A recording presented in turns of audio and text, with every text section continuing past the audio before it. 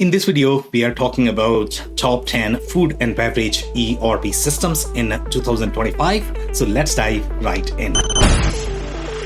Growing a business requires a holistic approach that extends beyond sales and marketing. This approach needs alignment among people, processes, and technologies. So if you're a business owner, operations, or finance leader looking to learn growth strategies from your peers and competitors, you're tuned into the right podcast. Welcome to the WBS Podcast, where scalable growth using business systems is our number one priority. Now, here is your host, Sam Gupta.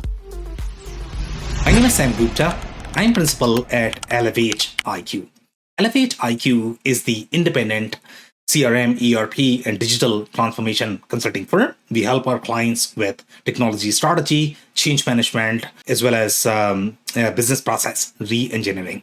On that note, let's go back to today's topic, which is going to be top 10 food and beverage ERP systems in 2025. Before we look at the list, let's align our understanding on food and beverage industries. For the most part, as part of this list, we are looking at every single business model that is going to be prevalent in the food and beverage centric spaces, whether you are going to be packaging providers or the actual food and beverage distributor, manufacturer, service companies. All of those are included as part of this list. And the reason why we do that is because the majority of the food and beverage industries, as well as the companies, even though they might be substantially different. For example, when you compare food and beverage manufacturer with a consulting company, their business processes are very substantially different, but they might have similar quality and compliance processes. So that's why we include this as part of this list, because they are still part of the food and beverage industry. But again, if you're looking for very unique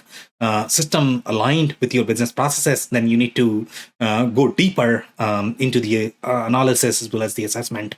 So that's where either you need to find a list that is going to be very specific to your micro industry as well as business model, or you need to work with somebody who can provide you that insight. And that's why each of the systems that we have on the list is going to be aligned to a very specific business process, business transactions, and business model. So I'll be touching on each of those, where each of the systems are positioned and where they do really well. So number one distinction that you're going to find is manufacturing versus distribution. There are some very unique processes that are present in the F&B space, which is going to be your catch weight, inventory, the way commerce integrations work. That's going to be very different as well.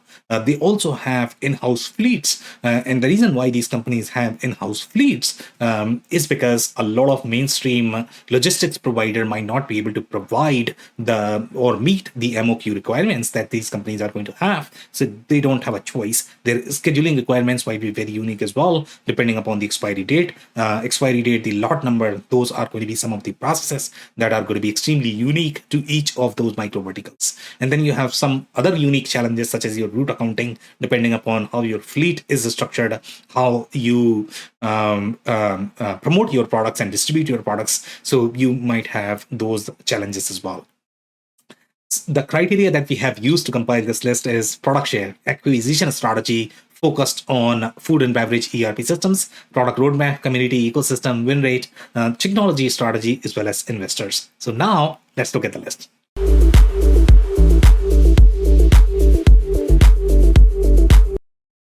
Number 10 on our list is ECID-Com. And ECID-Com is an ideal fit for smaller F&B companies outgrowing QuickBooks. The ERP model that ECID-Com will have might not be as robust as other mainstream ERP systems. For example, if you compare this with Pro, Acumatica, or NetSuite, but for the most part, it is going to have the pre-baked integrations and anything and everything that the smaller F&B companies are going to require. Their priority for these smaller companies is going to be the operational needs, the sales needs. They are worried about that. They are not as worried about the costing, the inventory, etc. That is going to be a need for slightly larger F&B companies. That's why ECID-Com has prioritized these features that are going to be very commerce-centric, sales-centric.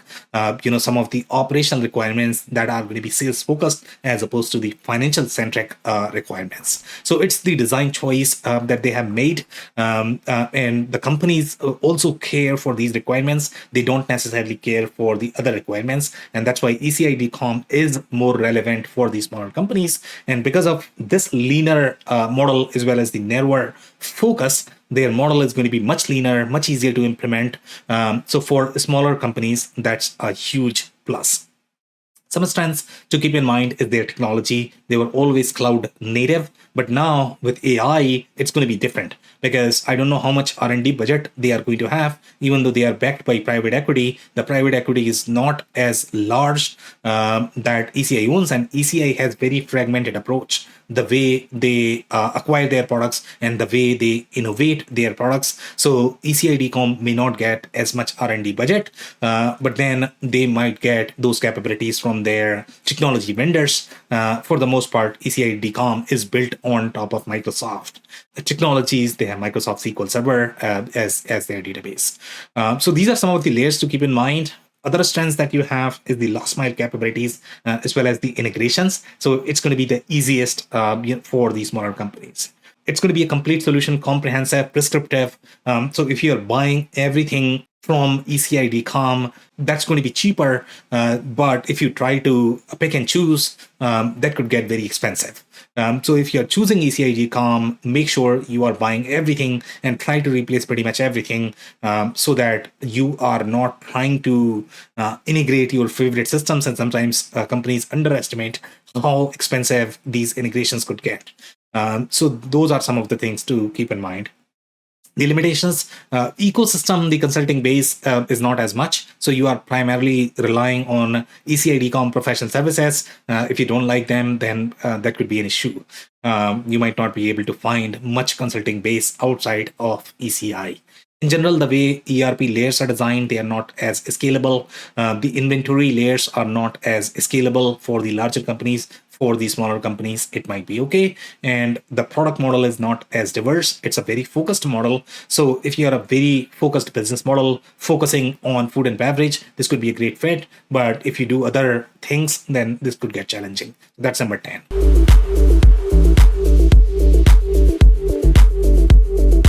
Number 9 on our list is Microsoft Dynamics 365 Business Central compared to ECI-DCOM. This is going to be slightly generic product. ECI-DCOM is slightly more prescriptive product.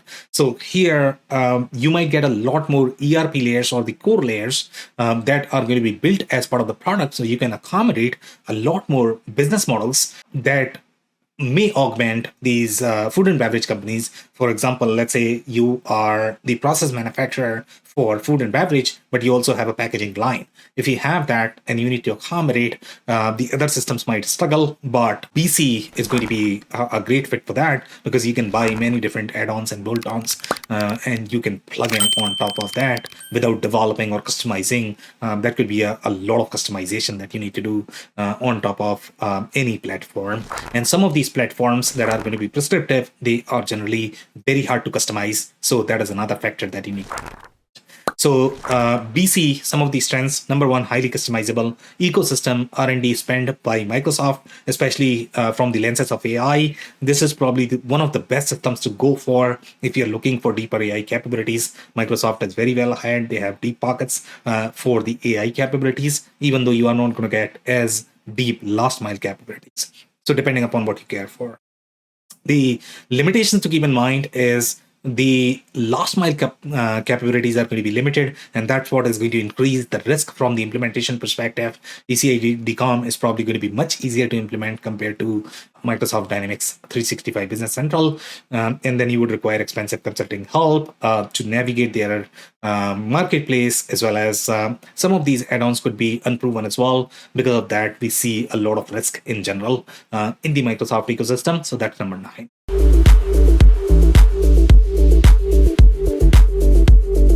Number 8 on our list is SysPro, and SysPro is a very prescriptive system, just like ECI-DCOM. ECI-DCOM is going to accommodate a lot more integrations. SysPro will not have as many pre-baked integrations provided out of the box, but it's going to have much deeper ERP layers. So if you are going to be a business that is outdoing ECI-DCOM, then SysPro could be a great fit.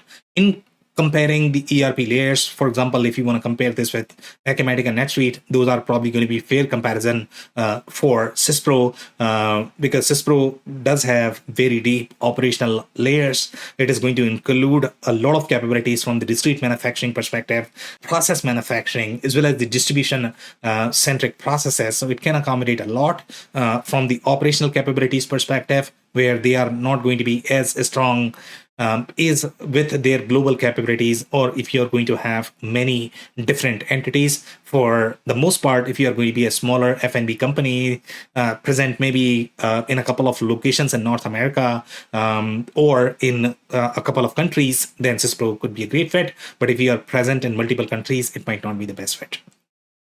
Some strengths to keep in mind is the inventory, the UOM, unit of measure layers that they have. They are really strong. The ecosystem is relatively strong as well compared to the other prescriptive vendors.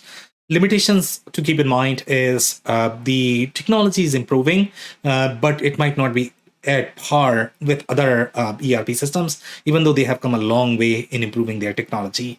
And again, their multi-entity capabilities are going to be limited and might require partner solutions for integrations. So those are some of the limitations, and that's number 8.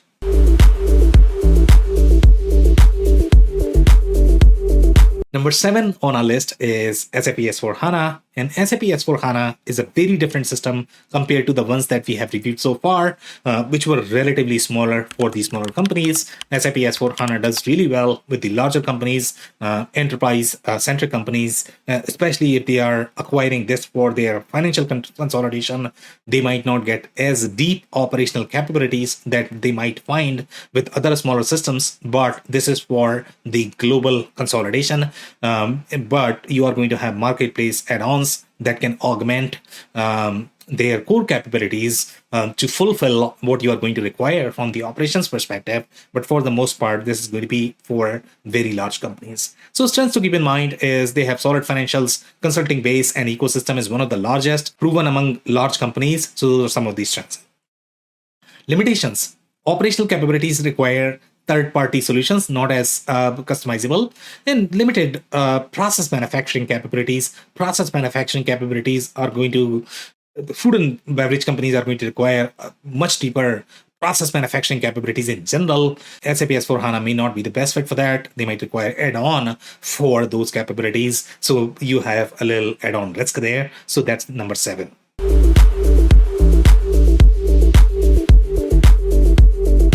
Number 6 on our list is Oracle Cloud ERP. Oracle Cloud ERP is a very similar system as your SAP S/4HANA. Oracle Cloud ERP does slightly better in the food and beverage space. The reason for that is because of their roots with JD Edwards, which was very well proven among food and beverage companies, retail companies, as well as pharma-centric companies. So that's where Oracle Cloud ERP does really well. And even today, they are going to have all of those logos. So strengths are very similar to your SAP S/4HANA, that you are going to get very, very, very detailed organizational structure from the financial perspective when you are trying to accommodate many different business models along with your F&B model. So that's where Oracle Cloud ERP is going to be a great fit. More logos than SAP in the F&B verticals, and their TMS, WMS, they are going to be more proven for retail and F&B centric companies compared to SAP. Limitations. The operational capabilities require third-party add-ons, just like SAP S/4HANA, and it's probably going to be very expensive for these smaller companies, and they might feel that it is overwhelming as well. So that's number 6.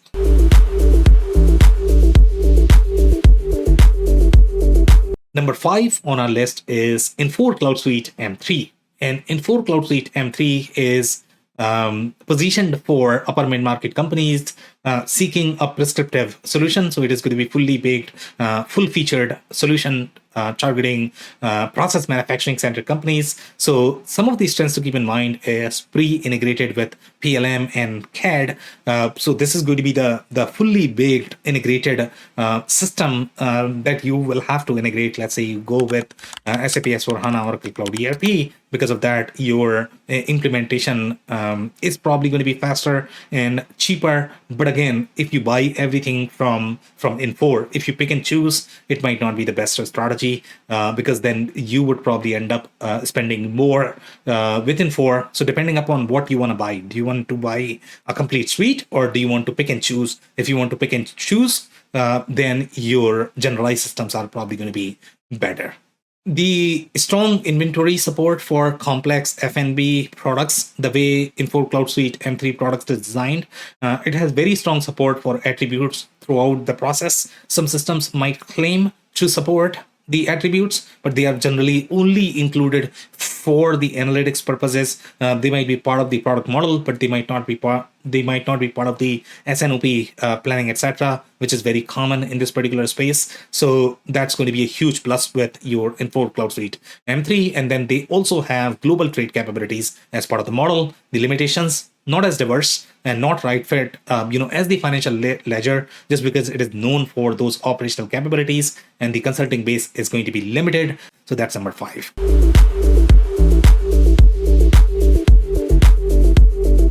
Number 4 on our list is QAD, which is very similar prescriptive solution targeting upper mid-market companies. And this is also proven among mid-market F&B companies. Their model is going to be very similar to Infor M3. So those are going to be very comparable solution, the way they are positioned in the market. Then it is also going to be pre-integrated, and some of the acquisitions that they have done, especially Red Zone, which is a very unique system for the F&B centric companies. So that's a huge plus for QAD.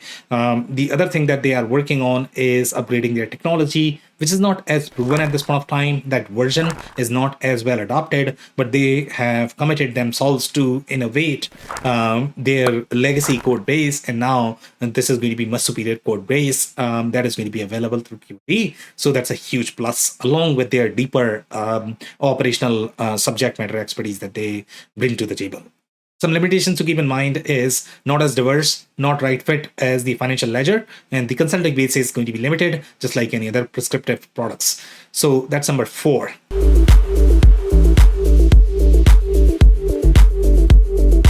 Number 3 on our list is Microsoft Dynamics 365 Finance and Operations. And Microsoft Dynamics 365 Finance and Operations is probably going to be a comparable product with your SAP S/4HANA, Oracle Cloud ERP.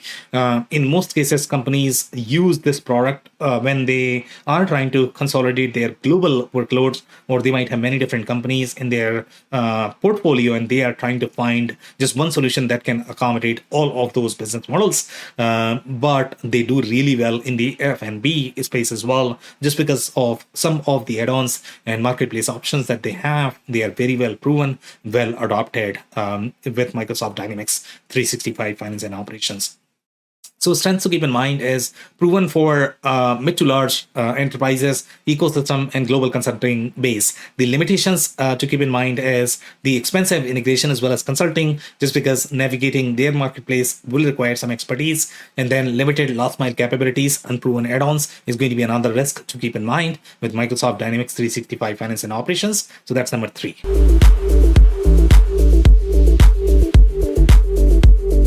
Number 2 on our list is Aptean Food and Beverage ERP. For the most part, if you are in the mid-market, you are probably not going to find as complete solution as Aptean Food and Beverage ERP. And the reason for that is because, number 1, you are getting the food and beverage integration and expertise from Aptean, but it is also built on top of Microsoft technology. So we already have the Microsoft Dynamics 365 Finance and Operations and Business Central on this list. And then on top of that, they have provided the food and beverage capability. So that's a huge plus that you are getting from Aptean. So strengths to keep in mind is, again, built on Microsoft Core, can augment other Microsoft technologies as well as Aptean technologies. And then limitations, not as diverse. The consulting base is fairly limited, so you're sort of locked with Aptean. So that's a risk to keep in mind. So that's number 2.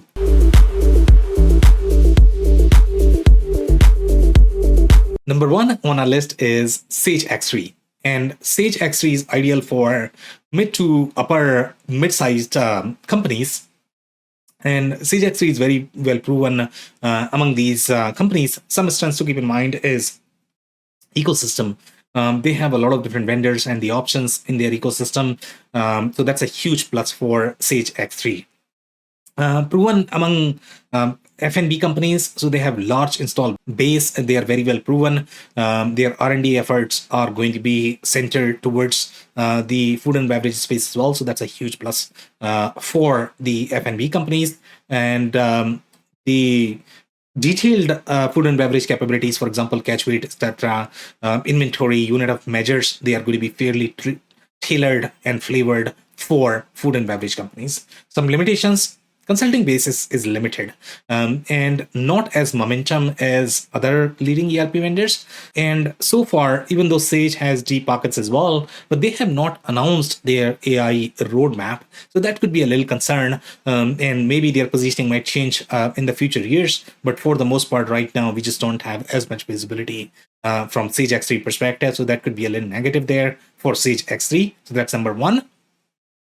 If you enjoyed this video, we publish them on a weekly basis, so you might want to subscribe to our YouTube channel. These videos are also available in the audio form on major podcasting channels, so you might want to check on Spotify as well as Apple. And then we also include a detailed report which is going to have much deeper insights and analysis. If you want to download that, we are going to link up the QR code as well as the link. So download that and enjoy. On that note, thank you so much for tuning in. I'll see you in the next one. Thank you for listening to another episode of the WBS podcast. Be sure to subscribe on your favorite podcasting platform so you never miss an episode. For more information on growth strategies for SMBs using ERP and digital transformation, check out our community at WBS.rocks. We'll see you next time.